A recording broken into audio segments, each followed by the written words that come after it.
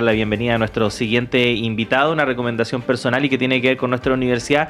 Vaya al campus Antumapu, ahí en el sector sur de Santiago. Es muy entretenido el recorrido que hacen. Arquitectónicamente es precioso, la instalación es espectacular y si tiene hijos es un panorama perfecto porque hay animalitos ahí, porque está veterinaria, en fin, es muy pero muy entretenido el recorrido que se hace ahí en el campus Antumapu. 7 de la mañana con 44 minutos y cambiamos de materia, nos ponemos un poco más serios porque vamos a profundizar esta información que conocimos durante esta semana y que ha generado tanta polémica respecto de este informe de Contraloría que detectó miles de licencias médicas que están siendo mal utilizadas por parte de algunos funcionarios públicos. Para conversar respecto de esto, saludamos a esta hora de la mañana al médico internista de nuestra casa de estudios, magíster en salud pública, Juan Carlos Said, a quien le damos la bienvenida. Doctor, ¿cómo le va? Buenos días, gracias por estar con nosotros nuevamente. Hola, buenos días, gracias por la invitación, un gusto estar acá como siempre. Sí, doctor, bueno, en primer lugar, su apreciación general, ¿no?, respecto de este tema que ha generado tanta polémica. A ver, el tema de la licencia médica fraudulenta, porque acá lo que hay es efectivamente con alta probabilidad un fraude, ¿no? Porque para que las personas entiendan qué es lo que sucedió, existen, se emitieron alrededor de 5 millones de licencias médicas, en las cuales, a funcionarios públicos, en las cuales Contraloría hizo un cruce con los viajes al extranjero.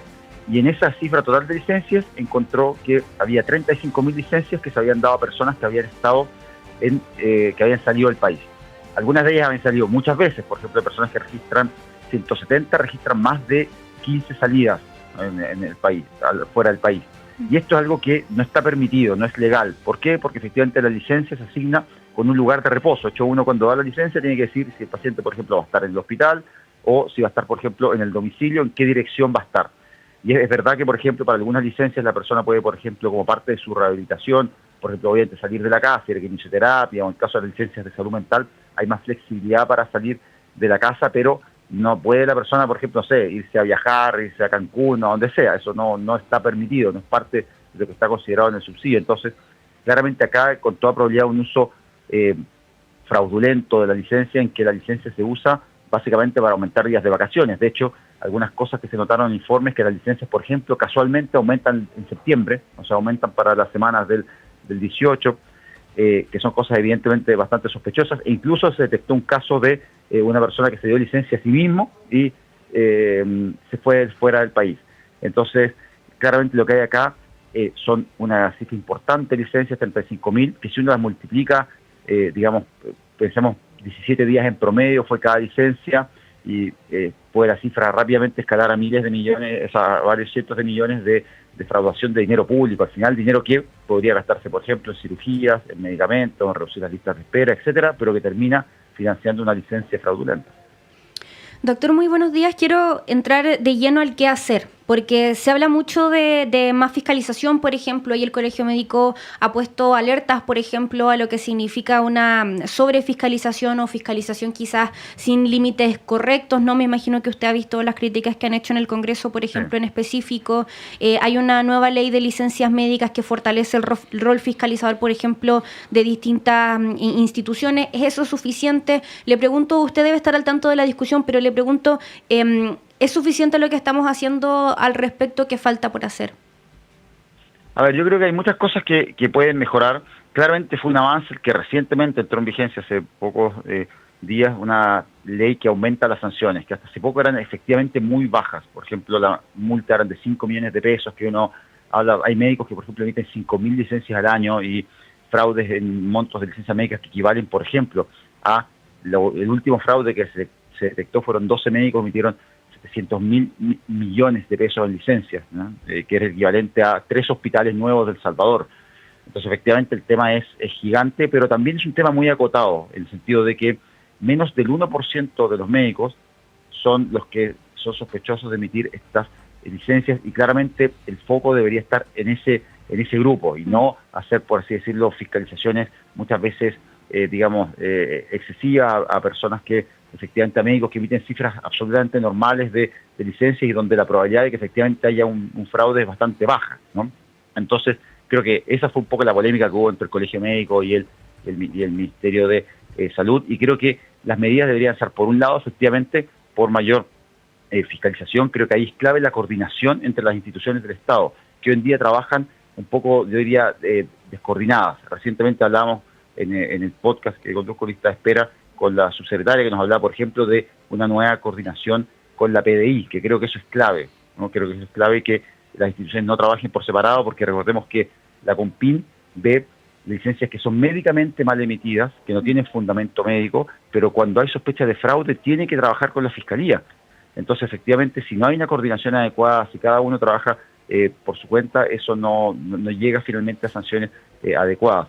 Creo que por otro lado hay cosas, hay que sumar más informática, es decir, acá hay, por ejemplo, inteligencia artificial que se puede utilizar para detectar patrones, para que no tengamos que esperar a que alguien emita 5.000 licencias para pensar que para detectar el fraude, sino que eso se pueda detectar antes y evitar que se pierdan esos recursos. Y por otro lado, también creo que es importante en algunos casos también hacer algunas sanciones. Creo que tienen que ser más severas, en el sentido, por ejemplo, yo creo que alguien que emite sistemáticamente licencias fraudulentas simplemente debería poder dejar de ejercer como médico, no solo haber una sanción de no emitir licencias. Creo que acá estamos hablando de una defraudación severa a la digamos, al sistema de salud, y creo que es algo que para mí es extremadamente grave y que amerita una sanción extremadamente grave. Obviamente si es algo recurrente, persistente y que llega a las miles de licencias fraudulentas, como son los casos que se han revelado últimamente. Uh-huh. Doctor, ¿de quién debiese ser, por así decirlo, la responsabilidad inicial de iniciar todo este proceso de investigación y que efectivamente se pueda detectar que estamos ante un mal uso de la licencia médica? Porque efectivamente cuando uno ve en un lugar de trabajo que una persona X lleva un año entregando licencias o 2 años, evidentemente uno dice, chuta, aquí puede que haya algo más allá de lo que pueda ser cualquier tipo de patología o enfermedad que pueda sufrir esta persona. Y muchas veces los jefes de servicio, los jefes de área señalan que están un poco atados de manos, porque en el fondo no tienen muchas herramientas para poder, por así decirlo, iniciar un proceso que derive en que se pueda cerciorar uno de que efectivamente esa licencia se está utilizando de manera correcta o de manera incorrecta. ¿Dónde debería comenzar el proceso? Hay varias cosas. Creo que efectivamente conocemos casos así de funcionarios crónicos con licencia, y que efectivamente incluso la CONPIN detectó casos de personas que estaban en licencia en un trabajo y trabajaban en otro al mismo tiempo, ¿ya? Entonces, ahí creo que también hay un problema en que más allá de detectar y fiscalizar el fraude, también creo que nuestro subsidio tiene algunos elementos en que está, digamos, es quizá excesivamente generoso y poco regulado. ¿En qué sentido? Por ejemplo, en Chile, a diferencia de lo que sucede en muchos países desarrollados, incluso por ejemplo en Reino Unido, el subsidio se mantiene al tope del máximo imponible por un tiempo muy prolongado.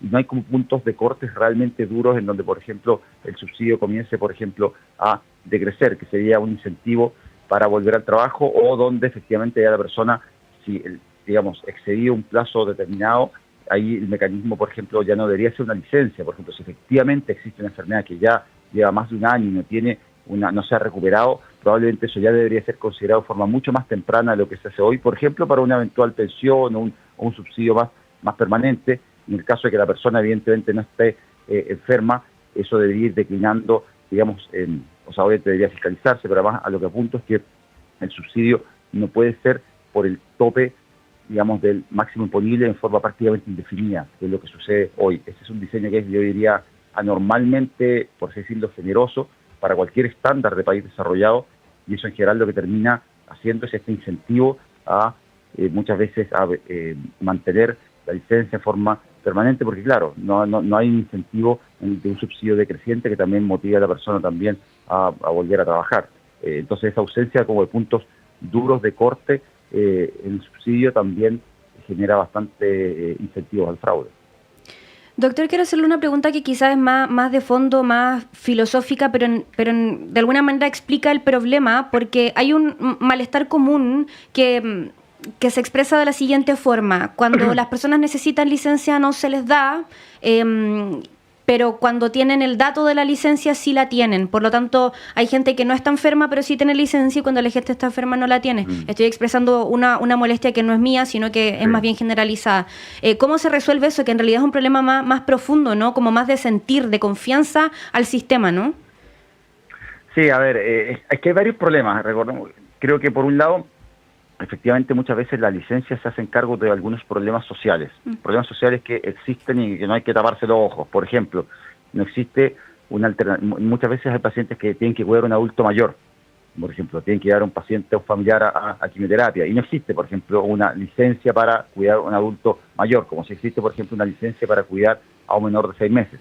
No estoy diciendo que necesariamente haya que crear una licencia para, por ejemplo, hacerse cargo de un adulto mayor enfermo, pero sí necesitamos hacernos cargo de una realidad de que muchas personas, por ejemplo, que trabajan, tienen que muchas veces hacerse cargo de situaciones de salud importantes de familiares, y ahí muchas veces ayudan mejores mecanismos de flexibilidad laboral, mejorar los subsidios a la red de cuidados, que ahora, bueno, se ha potenciado en los últimos años, pero en el fondo donde haya más alternativas de que las personas puedan acceder a subsidios, por ejemplo, no sé, para cuidadores, para ayudas concretas en forma intermitente o más permanente para cuidar a alguien enfermo. Creo que esas son cosas en donde el Estado tiene que avanzar. Cada día tenemos una mayor población de adultos mayores y tenemos que entender que hay realidades de cuidado que son muy necesarias, pero que no necesariamente tienen que resolverse por la vía de una licencia que tiene un objetivo muy concreto, que es ser parte del tratamiento médico conducente a recuperarse de una enfermedad.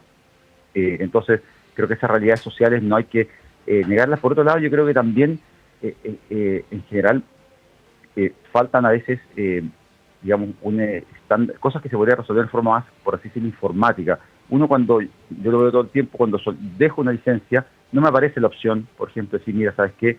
Este es el promedio de días para esta enfermedad. Entonces uno muchas veces, es verdad que uno como médico va teniendo una cierta experiencia y se da cuenta, mira, esta enfermedad más o menos requiere estos días, pero el software, la misma plataforma, no le ofrece a los médicos una alternativa de decir, mira, por ejemplo, esta es una fractura de tobillo, el promedio de licencia por esto debería ser tantos días. Creo que ese tipo de alternativas, en fondo, que pudieran estar incorporadas en software que se utiliza para entregar la licencia, es una solución informática que se podría implementar y que daría más claridad, por ejemplo, al médico y al paciente de por qué, por ejemplo, le están dando 12 días o, no sé, o 15 días por una fractura de tobillo y no 3 o no un mes. Entonces, ese tipo de cosas que son prácticas podrían ayudar a dejar, digamos, a dar más claridad y a reducir a veces muchas desconfianzas que hay de por qué me dieron 5, por qué me dieron 7, por qué le dieron, no sé, 20 días. Estamos conversando con el médico internista de nuestra casa de estudios, o magíster en salud pública, el doctor Juan Carlos Saída, a propósito de la situación en torno a las licencias médicas mal utilizadas. Doctor, le quería plantear dos cosas. La primera, estoy ahí pensando cómo plantear la pregunta para no sonar que quiero volver a la época de la revolución industrial. Obviamente todos tenemos derecho o tenemos derecho a la recuperación, al descanso en caso de enfermedad, y por ejemplo en casos de enfermedades de salud mental que sabemos tienen complejidades bastante particulares, requiere de una atención mayor. Pero algo pasa, doctor, en el sentido de que efectivamente varias, no tengo un número exacto, pero varias de estas licencias que finalmente se mal utilizan tienen relación precisamente con patologías relacionadas con la salud mental. De hecho, se tira casi como a broma de, bueno, tiro una psiquiátrica y salvo 6 meses y no tengo que ir a trabajar. ¿Pasa algo en específico con esa área de la salud? Eso es un tema. Y lo segundo, que muchas veces también pasa, sobre todo en la administración pública, que al ser empleos que básicamente tienen sus precariedades, como por ejemplo que no tenemos, quienes somos funcionarios públicos, derecho a una indemnización por años de servicio, ante la eventualidad de ser despedidos, muchas personas dicen, bueno, para no perder, tiro una licencia y me quedo acá hasta que me dure la licencia y encuentre otro trabajo, porque si no, quedo sin ningún ingreso porque no tengo derecho a indemnización. Esas dos cositas, doctor.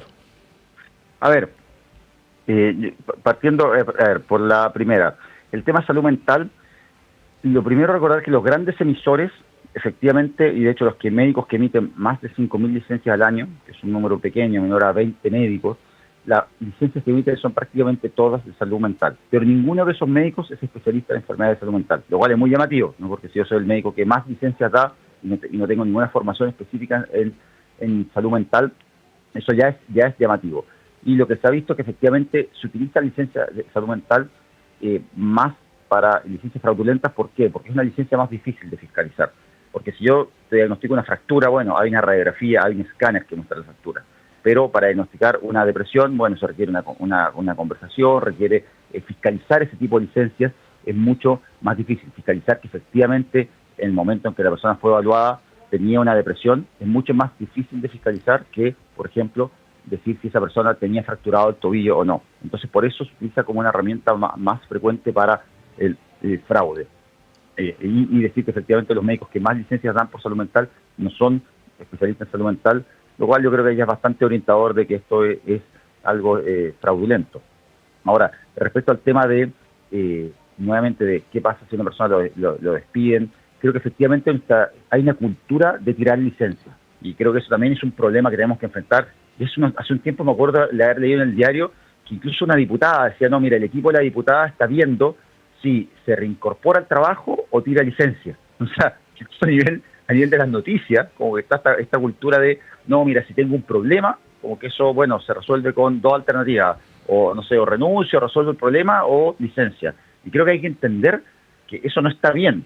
O sea, eso no está bien. La licencia tiene un objetivo muy concreto, que no es otro que recuperarse de una enfermedad. Entonces, si uno no está enfermo, y reconociendo que efectivamente hay muchos otros problemas sociales en el país, pero no le podemos endilgar todo al sistema de licencia, porque al hacerlo lo que terminamos haciendo es matando, por así decirlo, la gallina del huevo de oro. Estamos haciéndole daño a un sistema que efectivamente es beneficioso cuando uno está enfermo, pero que no puede hacerse cargo de otros elementos de la seguridad social o incluso de cosas ilegítimas, como es tirar licencia simplemente porque, no sé, estoy enojado con mi jefe, tuve un problema en la pega, etcétera. Y lo otro es decir que existe también un seguro de cesantía. Recordemos que hubo una debate muy importante en la época, digamos, de Ricardo Lagos por la aprobación de este seguro. Creo que fue un paso muy importante en la seguridad social. Creo que hay formas, yo no soy especialista en seguro de cesantía, pero creo que quizás se podría mejorar ese seguro, pero hoy en día existen alternativas como el seguro de cesantía que permiten que si una persona está contratada, o sea, si cotiza, tiene una alternativa al fondo que le da un sueldo cuando está cesante. Entonces creo que también hay que considerar otras alternativas y no endilgarle todo, no cargarle la mano al sistema de licencias médicas, que no está hecho para eso, sino que está hecho como parte creo que hay que pensar esto: si yo no necesito una cirugía, no me opero. Esto es lo mismo, la licencia es como una cirugía, es como un medicamento, es parte integral del tratamiento médico y no debería usarse para otra cosa. Doctor Juan Carlos Said, médico internista de la Universidad de Chile y magíster en salud pública, muchísimas gracias por acompañarnos esta mañana y ayudarnos a entender más la situación de las licencias médicas. Muchas gracias a usted, un gusto estar acá. Que tenga buena mañana. Gracias, doctor. Igualmente, chao. 8 de la mañana con 1 minuto, hacemos una nueva pausa en esta primera edición de Radio Análisis. En breve regresamos con más conversaciones.